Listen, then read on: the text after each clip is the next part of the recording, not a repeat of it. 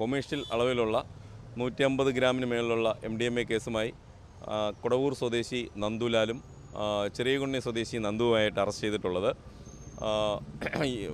ഇവർ commercial quantity ആയതുകൊണ്ട് തന്നെ ഇതിന് അന്വേഷണം ഉയർന്ന തലത്തിലുള്ളൊരു അന്വേഷണമായിരിക്കും നടക്കുന്നത്.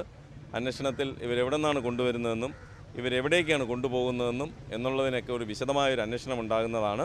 അവരെ കുറ്റസമ്മത മൊഴികളൊക്കെ എടുത്തുകൊണ്ടിരിക്കുന്നതേ ഉള്ളൂ. അപ്പോൾ ഇനി ചോദിച്ച് അറിയുമ്പോഴേ അറിയാവുള്ളൂ പ്രതികളായിരുന്നോ ഇല്ലേ എന്നുള്ളത് എനിക്ക് ഇനി അറിയാൻ പറ്റത്തുള്ളൂ.